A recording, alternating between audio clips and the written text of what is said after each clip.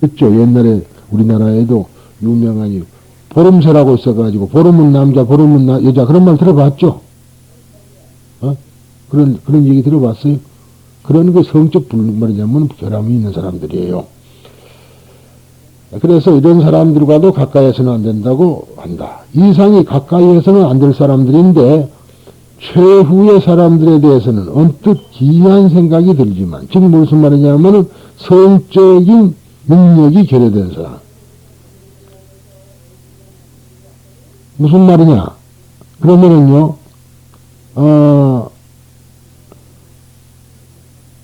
스님들은 그래서 장가를 안 가고 그럼 뭐 그런 사람들이 성적인 능력이 없는 사람들 아니냐? 그래 가까이서는 안 된다. 그런 소리냐? 그게 아니라 소리입니다. 지금 얘기가. 지금 말하자면은 불교교단에서는 원래부터 성적으로 건전한 남자가 아니면 승단에 입단할 자격을 얻을 수가 없다. 근데 지금은 보면은 꼽추 스님도 있고 별 스님이 다 있지만 옛날에는 꼽추 같은 사람은 승려가 안 됩니다. 될 수가 없었어요. 즉 그래서 원래부터 성욕이 없거나 성적으로 불구해서 불능인 사람은 불도 수행해서 성욕이 완성한 사람보다도 깨달음에 더 가깝지 않을까 하고 생각되지만은 사실은 그렇지 않다. 다른 욕망과 마찬가지로 성의 욕망도 극복할 수 있어야만 해탈 열반이 가능하다는 것이다. 그렇기 때문에 처음부터 성적으로 불능인 사람은 불교 수행길에서 결격자로 규정되어 있다. 예당초 장가를 안 본 걸라면 말이죠. 어떤 사람은 구해야 되겠어요? 장가를, 스님들은 장가를 안 간다. 그럴 바에는 고자가 제일 낫잖아. 그렇지 않겠어요? 역설적인 건 사실 그렇잖아. 그러나 불교에서는 그게 아니라 오히려 그런 사람은 들어오지 못하게 하고 정신적으로 강인한 사람을 다루다가 그것을 참고 견디게끔 지를 들이는 것이 불교라는 것을 얘기하는 겁니다. 이상과 같은 배경에서 수행자가 아닌 가르침을 받는 쪽의 사람에 대해서도 성적으로 건전해야 할 것을 요구한 것입니다. 이 대인관계에서는 이상과 같이 가까이에서는 안 될 사람들을 열거하고 있는 것 이외에 또 나이 어린 제자나 사미 및 어린애들을 기르지 말라고 한다. 특히 여성과의 관계에 대해서도 자세히 설하고 있다. 이것도 앞에 성문제와 연관되는 것이지만 그 근본은 어떤 경우에도 욕망의 생각을 가지고 접근치 말라는 것이다. 성의 문제는 불교교단에서 크게 결코 작은 문제가 아니었다. 출가수행자의 계율이 맨 처음에 불음계가 두어져 유루문헌에 각가지의 케이스가 서려져 있는 것으로도 그것을 알 수가 있다. 그래서 이제 우리가 보통 계라 그러면은 5계 중에는 불살생계가 처음이죠. 그 다음에 두 번째가 불투도, 그 다음에가 불싸움, 불망어, 그 다음에가 이제 불음주 이렇게 5개인데 비구나 비구 250개, 비구니 500개 중에 맨 처음에 들어온 것은 불살생이 아니라 불운계다 그런 이야기라. 그게 가장 중요한 겁니다. 다음에는 앞과 반대로 친하고 가까이 해야 할 것이다. 것이 있다. 이것에 두 가지가 있는데 그 첫째는 항상 좌선을 부지런히 하고 한적한 장소에서 그 마음을 다스려라. 두 번째는 이 세상의 모든 것에 대해 공의 입장에 서서 있는 그대로 관찰해라. 있는 그대로 관찰해라. 라고 하는 것이다. 이 두 번째 것은 보살의 행처, 즉 행동으로 설한 것과 같다. 그러니까 이 점에 우리가 주의를 해서 항시 가까이 해야 될 것은 조용한 곳에서 좌선해서 마음을 가다듬는 것. 두 번째는 이 세상의 모든 것은 다 실체가 없는 공성이다. 그렇다고 니힐리즘이 아니라 말하자면 허무주의가 아니라 이것은 일시적으로 나쁜 것이 불가하다는 것을 우리가 알고 집착을 하지 말라는 뜻에서 얘기된 겁니다. 두 번째는 섭수와 절복. 섭수라는 것은 거두어 드리는 거예요. 절복이나 꺾는다 소리예요. 첫 번째 안락행인 신안락행, 즉 보살의 몸가짐으로서 어떤 일에도 참고 견디며 몸을 위태롭게 하는 것을 가까이 하지 않고 조용한 곳에서 좌선에 정진해야 한다는 점에 중점을 두었다. 이를 제13장 고언지품과 비교하면 매우 소극적인 처신이라는 느낌이 있다. 고언지품에서는 내 목숨을 사랑하지 않고 다만 유의없는 깨달음을 아낀다. 부자석신명. 내 몸을 아끼지 않고 뭐냐면은 무상도만 높인다, 아낀다 하며 인욕의 갑옷을 입고 법화경을 넓히는데 매진하는 법화경을 넓히는 사람의 마음가짐이 설해져 있다. 뭐냐면 어디가 있느냐 하면은 이 14품이 아니라 13품의 일이 있었다 이 말이죠. 있다. 그러나 여기서는 그와 같은 결연한 모습은 없다. 이것은 다음에 구안락에서도 같다. 그러므로 전태는 이 네 가지 안락행은 초심에 얕은 행을 하는 보살을 위해 설한 것이다. 라고 해석한다. 이는 길장도 똑같다. 즉 초심의 보살이란 사실이 사바세계에서 이 법화경을 전파할 능력이 없기 때문에 부득이 다른 국토에서 법화경의 형통을 지원한 500의 아라한 8천의 성문들을 말한다. 법화경에 의해서 보살이 된 이들은 아직 경험이 없어서 위대한 보살로서 힘을 갖추지 못했다. 이 사람들에게 이 사바세계에서 말하자면은 경전 홍통에 대한 마음가짐을 설한 것이 이 안락행품이다. 이렇게 길장은 이야기하고 있습니다. 라고 의소, 즉 길장이 쓴 법화의소 제10회 권 10회가 적혀 있는 말입니다. 두 번째 안락행이란 천태가 구안락행이라고 부르는 것이다. 왜 그렇게 이름을 했는가 하면 그 내용이 언어에 관한 것이기 때문이다. 즉 넓히는 사람은 법화경을 남에게 설하거나 경을 읽을 때에는 사람이나 경전에 대해 그 허물을 지적하거나 다른 법사를 경멸하지 말며 남의 장단점을 말하지 말라. 남의 흉을 보거나 그것은 절대 안 되고 경전이 무엇이 잘못됐든가 어느 스님이 설법을 잘못됐다든가 그러지도 말아 소리입니다. 또 사람들에게는 부드러운 얼굴로 설해라. 그리고 질문을 받았을 때는 대성으로 대답해라. 등등 설법에서의 말이나 태도상의 마음가짐에 대해 설하고 있다. 세 번째 안락행은 몸, 입에 이어서 의안락행이라 부른다. 이것은 주로 홍통자의 마음가짐에 대해 설한 것으로서 즉 타인에 대한 질투, 거짓말, 아첨, 경멸 등의 마음을 품지 말라. 참 중요한 그래서 사실은 이 안락행품이 참 중요한 품이요. 법화경에는 이제 계율품이에요 이게. 그러니까 질투도 하지 마라, 거짓말도 하지 마라, 아첨도 하지 말고 경멸도 하지 마라 등의 마음을 품지 말며 다른 수행자에 대한 질투 말이야 수행자에 대한 장단점을 거론치 말라. 또 희론으로서 남과 다투지 말라고 하선한다. 그리고 홍통자는 모든 사람에게 대비심을 일으키고 모든 부처님에게는 자애로운 아버지라는 생각을 가지라 이 말이야.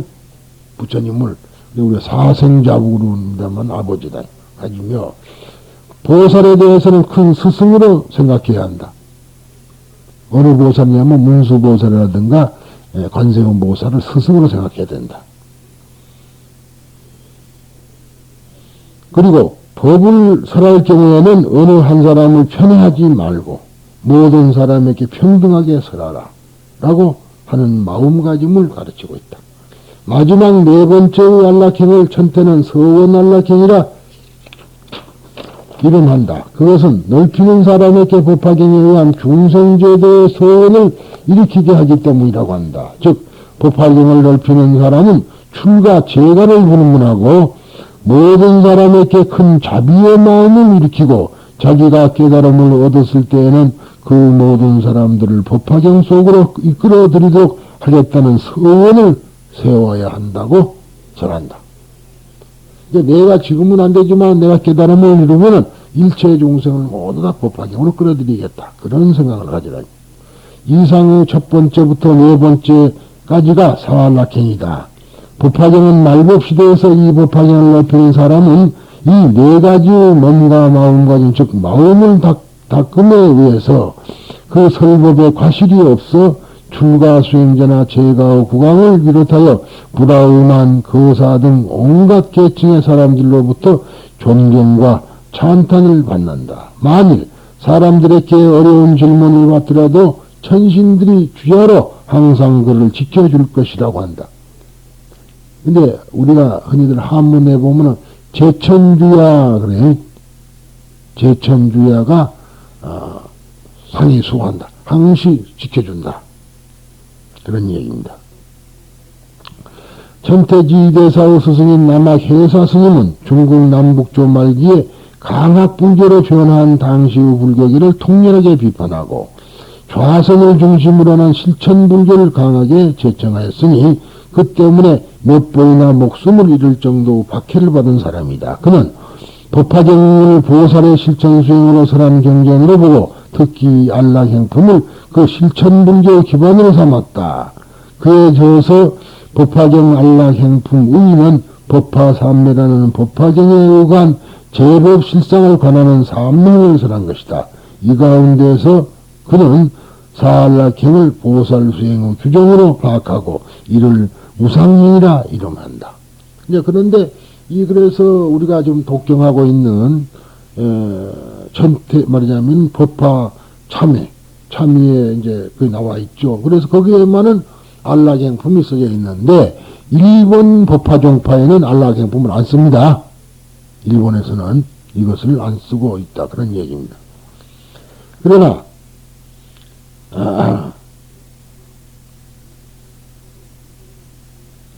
한편 일본의 니치렌 스님은 앞장의 고원지품을 말법시대에서 법화경을 높이는 사람이 받는 박해를 현실로서 받아들여 고원지품 제20편의 쇠송을 몸으로써 읽었다고 자각했다. 큰 어려움이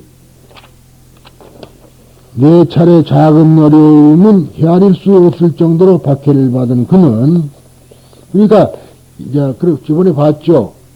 왜 1년 대사 겨울이 되면은 머리를 이렇게 싸놓느냐 이 말이야. 멘봉이라 그래. 멘봉. 왜 그러느냐. 일본 1년 대사가 귀양 가기 전에 접해가지고 죽이라고 명령이 내렸어요. 그랬는데 소위 우리나라 같으면은 망나이죠. 사형수가 칼을 들고 치려고 하는데 벼락이 쳐가지고 칼이 불러졌어. 그래가지고 부러진 칼이 꽂혔단 말이야. 그래서 그걸 뽑아서 치료를 해줬는데 추우면은 그 자리가 아프다. 그래서 이제 겨울이 되면 하얀 걸로 뒤집어서 놓는다. 그런 거 들었었죠. 그런 얘기. 그럽니다만은 하여튼 작은 어려움은 작은 난은 헤아릴 수 없을 정도로 박해를 받은 그는 고원지품의 경문을 그대로 몸으로써 체험했던 것이다. 그래서 니치레는 이 제14장의 안락행을 절복, 즉 강제적으로 인도하는 방법이 아니라 섭수, 즉 원화적인 태도로 인도하는 방법으로 받아들였다. 그래서 일본 말하자면 일련종은 절복을 하는 것이 절대로 섭수는 안 합니다.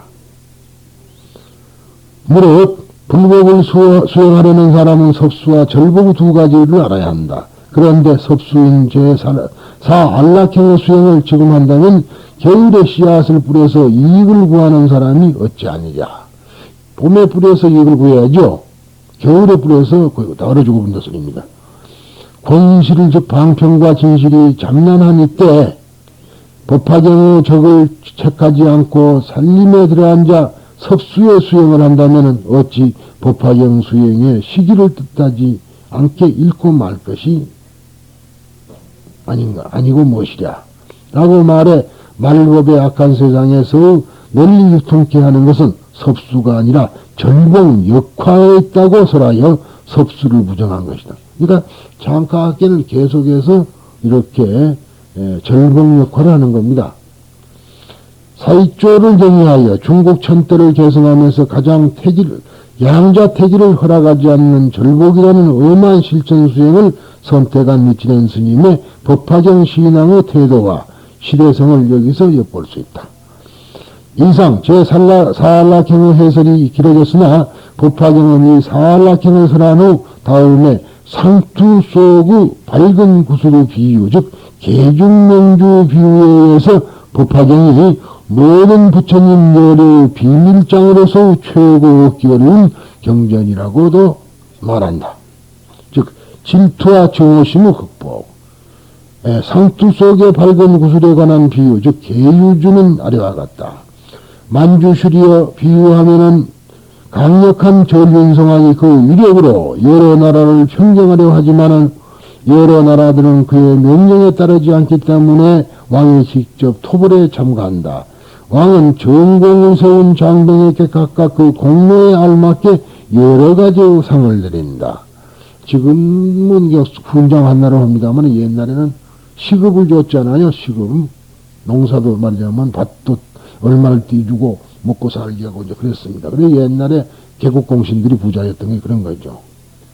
그러나 전륜왕은 어떠한 경우에도 자기의 상투 속에 있는 훌륭한 보배만은 주지 않았는다. 왜냐하면 이 보배 구슬은 임금만이 머리털 속에 비밀이 감추고 있는 것, 즉 왕위를 상징하는 거죠. 이므로 만일 그것을 주면 다른 왕들이 왜 왕위를 남에게 주었을까 하고 놀라고 괴이하게 여길 것이기 때문이다. 만주슈리여 열애의 경우도 이와 같다. 열애는 선정과 지혜의 힘으로 진리의 국토를 얻은 세계의 왕이다. 전 세계의 왕이다. 그러나 많은 마왕은 진리의 왕에게 복종하지 않으므로 진리의 왕은 부하인 수행자의 여러 장군을 마군과 싸우게 한다.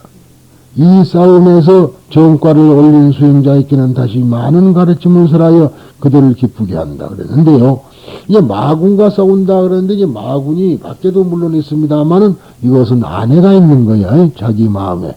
이제 기독교에서 사탄아 물러가라 하는 것도 그것이 결국은 자기와 자기의 싸움이란 말이죠. 그러니까 내가 항상 말하듯이 남하고 싸워서 이기는 사람은 과히 훌륭한 사람이 아니고 자기가 자기와 싸워서 이기는 사람이야만이 진실한 승리자다. 남하고 싸워서 이기는 건 별로 모를 거야, 아니요. 실질적으로 제일 적은 자기라. 자기와 싸워서 자기를 이길 수 있는 그런 사람이 돼야만이 남에게 존경을 받고 인격자가 되는 것이다, 소리입니다. 그리고 또 열애는 해탈과 번뇌에 물들지 않는 소질과 힘이라는 진리의 재물을 그들에게 나누어 준다. 보상을 받은 그들은 번뇌를 멸하여 귀환으로 건너갈 수 있다고 기뻐하지만 그래도 이 법화경을 열애는 설하지 않는다. 만주슈리여 전륜왕이 자기의 상투 속에 감춰두고 누구에게도 주지 않았던 밝은 구슬을 큰 공을 세운 사람에게 주려고 하는 것처럼 열애도 또한 마음속에 악마인 탐냄, 성냄, 어리석음의 세 가지의 독, 즉 삼독이라 하죠. 세 가지의 독을 멸한 위대한 수행자에게도 일찍이 설하지 않았던 법화경을 지금 여기서 설하라고 한다. 이 법화경은 여태까지는 미연지 40년 동안을 묻어두었다가 40년 뒤에 처음으로 이제 법화경을 설한다 소리입니다. 이 계주유에 등장하는 악마란 불도 수행을 방해하는 마음속의 본내를 표상한 것으로서 이 악마를 극복하는 것을 항마라고 한다. 그러니까 부처님께서 저렇게 바른 손을 이렇게 내리고 있는 것은요, 악마를 누른다. 항마. 그래서 저걸 항마 촉진이라고 합니다. 석존의 정기에 의하면 석존께서 깨달음을 완성하려고 보리수 아래에 앉아 있을 때 각가지의 악마가 나타나 협박하기도 하고 유혹하기도 하며 석존의 깨달음을 방해하였지만 석존께서는 그 습격을 참고 견디며 악마를 항복받고 깨달음을 얻었다고 한다. 이때의 석존께서 성취하신 좌선의 자세는 가부좌인데 바른 손을 아래로 왼손을 무릎 위에 두었다. 그러죠? 바른 손을 말하자면은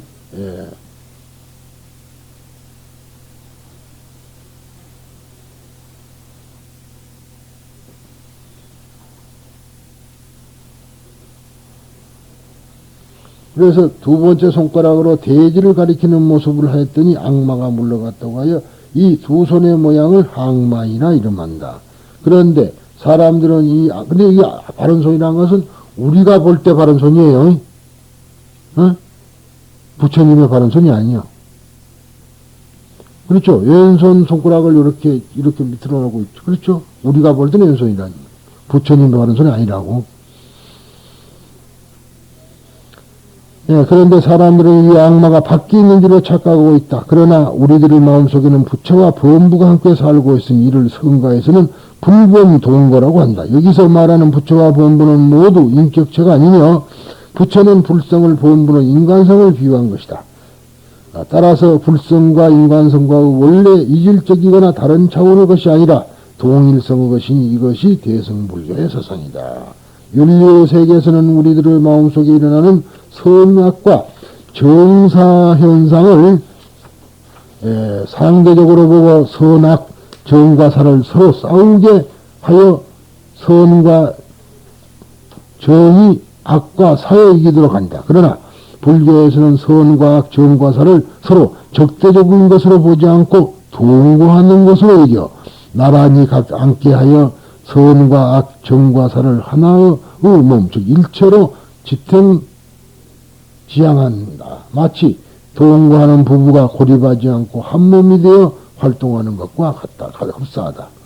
선악 정사를 한 몸으로 그 위치를 향상시키려면 양자는 싸움에 의하지 않고는 정과 선이 각각 사와 악을 컨트롤하여 정리하는 방법을 구하여 실천하는 것이 불교적인 발상이라 할 수 있다. 부처님의 다른 이름의 하나에 조사라가 있는 까닭이 여기에 있다. 조사란 말을 사육하는 말머리꾼이 말을 잘 리드하는 것처럼 인간의 몸과 입과 뜻을 잘 지배하여 나쁜 행위를 억제하는 사람을 의미한다. 이처럼 자기 자신을 컨트롤할 수 있는 사람을 조장부, 즉 바른 길을 곧바로 나아가며 뒤로 물서지 않는 사람을 비유한 것이다. 또 우리들의 마음과 몸을 잘 다스려 사와 악을 물리치고 마음과 몸을 알려가게 하는 것을 조복이라고 한다.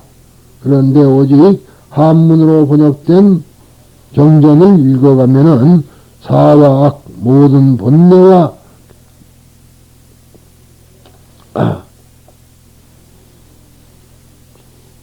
본내를 멸한다, 끊는다, 다한다 등의 표현을 자주 만나게 된다. 그러나 이러한 표현 방식은 번역상의 스타일이라서 그 의미는 어디까지나 말하자면 조에 있다. 번뇌를 끊는다든가 이런 것은 실은 끊을 것이 아니고, 번뇌가 어떤 형태가 있어 끊죠. 그게 아니라 마음을 서로가 조화시킨다, 컨트롤한다 소리입니다.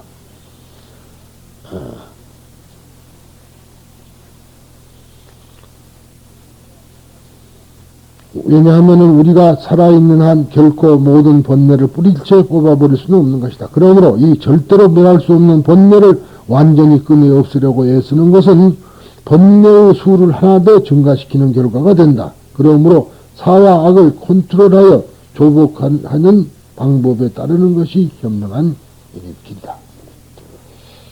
들어간 데가 없는데 내보낼 것도 없어요. 그런데도 우리들은 다 비워버렸다고. 그런데 비기는 뭘 비워?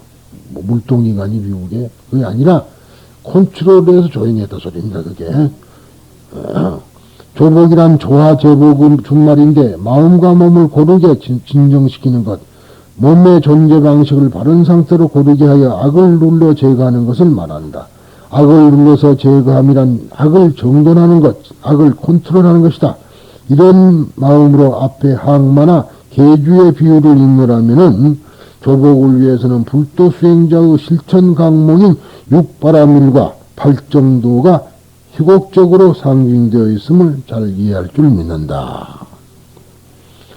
계주의 비유에서 전륜성왕이 왕위의 상징인 자기 상투 속에 밝은 구슬을 가신에게 준다면 그 가신과 임금과는 동격이 된다라고 하는 것은 이 비유가 수평적인 인간, 즉 범부라도 부처가 된다라고 하는 것은 이 비유가 말하자면은 실효불성 사상의 상징임을 알 수가 있다.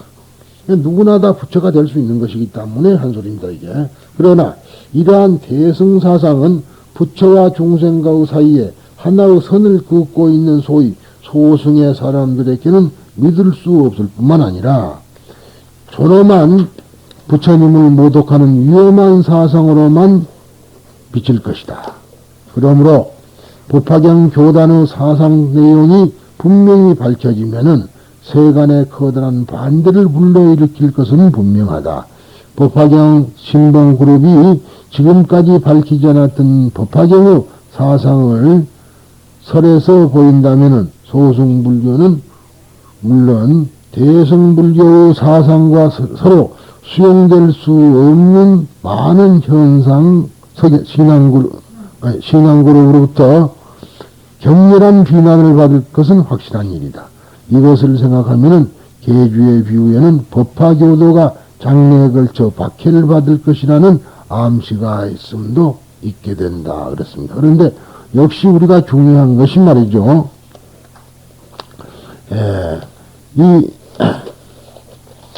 보면은 아라한이 있고 아라한 후에 벽집을 있는데 아라한은 스승이 있어서 깨달은 사람을 아라한이라 그러고 벽지불이라는 사람은 독각이라 그러는데 스승이 없이 깨달은 사람이라 해서 독각이라는 말이 생긴 겁니다. 그런데 아라한 바로 위에가 독각이에요. 그 왜 그랬냐면은 소승불교에서는 서가모니 부처님의 제자들이 수행을 갖춰다 보니까 서가모니와 같은 아라한이 되어버렸다 이 말이야. 에? 아라한이 되고 나니까 부처님과 제자를 구별할 수가 없게 돼요. 그래서 스승이 있어서 깨달은 사람이냐 스승이 없이 깨달은 사람이냐. 그래서 스승이 있어서 깨달은 사람은 성문이라 그러고 스승이 없이 깨달은 사람을 독각이라 한다. 벽지구라 한다. 그 소리입니다.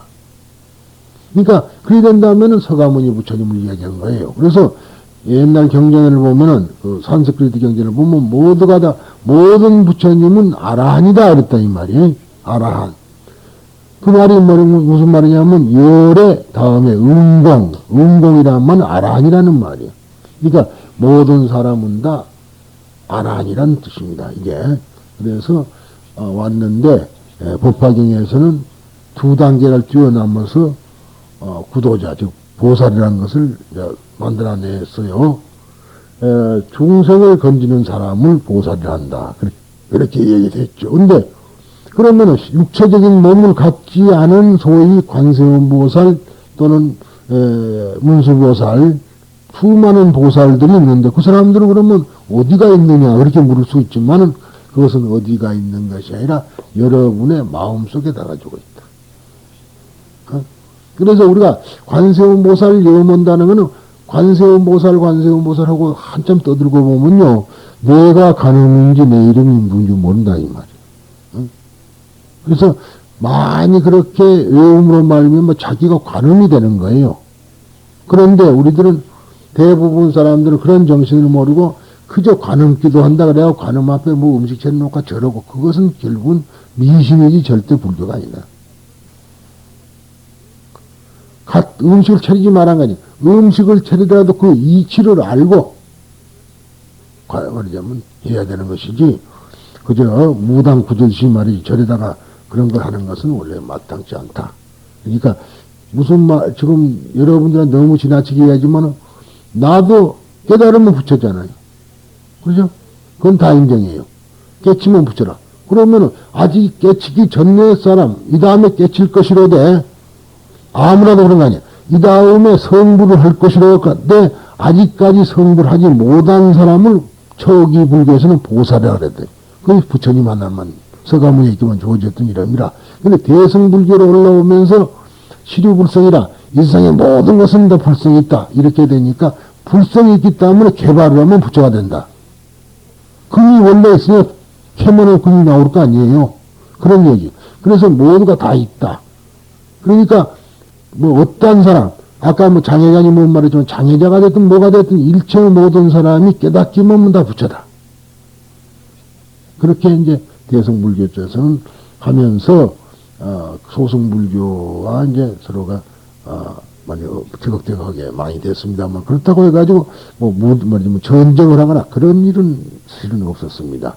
아무튼 우리들이 여기서 중요한 것이 바로 소대성을 논으로 한 것은 아니지만은 우리가 항시 조용한 곳에서 좌선을 하고 그리고 일체 만물 만상이 모두가 다 인연에 의해서 일식으로 나툰 것이다.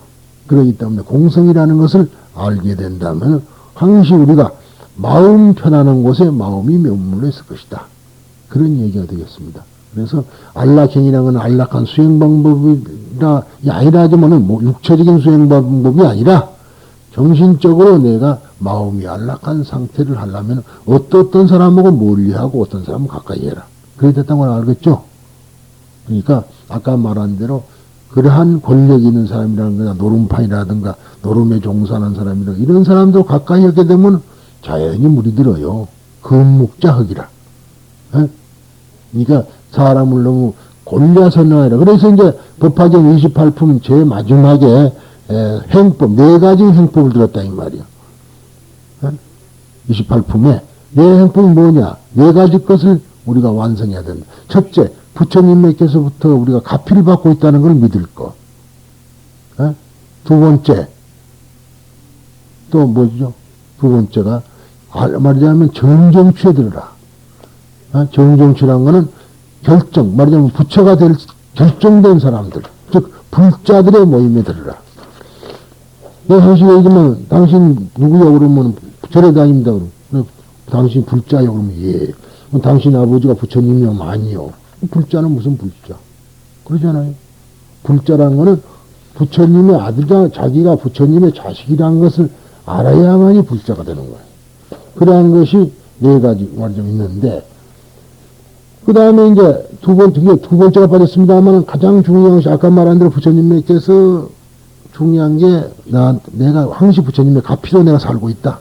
숨 쉬는 거, 밥 먹는 거, 오늘도 무사히 여기까지 왔다. 그러죠? 무사히 정사까지 올 동안에 무사히 왔다. 안 죽고. 그러니까 내가 가피를 받는다는 걸 믿었고. 두 번째가 뭐니 해도 식중독보. 덕을 쌓아라. 덕을 쌓아라. 그 덕을 쌓는 거는 뭐냐? 배품이다. 이 말이.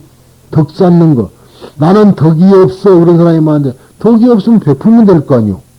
배품은 덕이 생기는 거라. 자기 것만 챙기는데 무슨 놈의 덕이 생기겠어요. 그래서 그러나 개 중에는 베풀어도 욕먹는 사람이 있긴 있습니다만은 결국은 우리가 많이 베푸는 것 같아요. 그래서 식중 덕본 즉 덕의 근본인 여러 가지 선한 일을 해라. 세 번째가 이제 뭐냐면은 반드시 바른 모임에 들으라. 네 번째가 바로 일체 중생을 구하겠다. 중생무변서운다는 즉 구하겠다는 그러한 마음을 일으켜야 된다. 이 4가지 것을 해야만이 비로소 법화경을 접근할 자기 것으로 만들 수 있는 것이다. 뭐 법화경을 옆에 끼고 다닌다 해가지고 책을 하고 해서 끼고 다닌다고 법화경을 수지하는 거 아닙니까? 이거는 외형적인 수지고 이 전체가 내 마음속에 들어있어야 되거든. 이래 수지라는 거라. 수지가. 근데 보통 사람들은 바다 지니고 우리 이렇게 금강경 바다 지니고 금강경 책 하나 갖고 다니고 법화경 바다 지니고 법화경이나 수지역 그것이 아니라 법화경 속에 들어있는 모든 부처님의 말씀을 또 그것을 겉에 말하고 속마음까지도 낱낱이 헤아려가지고 이것을 내 마음속에 깊이 아니고 아주 단단히 새겨서 간직하고 있다가 그 다음에 어떠한 행동과 부딪힐 때 그 경전하고 탁 나와가지고 이래서는 안 되겠다 저래서는 안 되겠다 왜 괴로운가 그러면은 결국은 그런 문제가 구체적으로 생겼을 때 이것은 내가 불만이 많은 인생이다. 이 불만이 충족이 안 된 괴로운 거예요. 인생고라는 것이 무슨 꼭 몸이 아파서 고통이 아니고 사실 얘기가 그런 자기 욕망대로 충족이 안 되니까 그런 거예요. 그러니까 그 욕망이 충족이 안 되기 때문에 괴롭죠. 돈이 그만 있으면 될 만한 사람도 괴로워요. 왜? 자꾸 욕망을 한없이 그것다 채우려고. 그래서 심지어는 우리말에 좋은 말이 있지 않습니까? 99성 가진 녀석이 한 섬 가지고 있는 것을 기어코 뺏으려고 한다. 왜 그러냐 했더니 백섬 채우려고. 그것이 우리 인간이다. 그런 얘기입니다. 그래서 이러한 마음을 우리가 버릴 수 있는 이러한 마음가짐을 가지면은 마음이 행복하다. 그리고 그 행복한 길이 지금 아까 말한 대로 사안락행이라는 것을 이야기를 드리고요. 오늘로서 이 법화경 28품 41 말이자면 테이프가 완성이 되는 시간입니다. 왜 그러냐면 이것이 분명히 그때 강의를 했는데 마이크가 잘못돼가지고 녹음이 안 됐다 이 말. 그래서 그냥 시간 들은 사람은 들었지만 녹음이 안 돼서 이빨 빠진 것처럼 된 것을 오늘 보충을 해가지고 28분 다 끝난 뒤에 보충을 하고 또 마지막 이야기를 하게 된 겁니다. 그러니까 이제 오늘로서는 당분간 법화경은 제가 접어놓고 설법을 안 할 것이라고 생각을 합니다만 그때 누가 와서 질문을 하면 그때는 할 작정입니다. 그래서 무설정사에서는 이제 법화경 설법은 거의 끝나지 않았는가 또 모르겠어요. 한 100명 모아서 하자 그러면 해줄런지 몰라도 이제 안 할 것이다 라는 얘기를 드립니다. 감사합니다. 그동안에.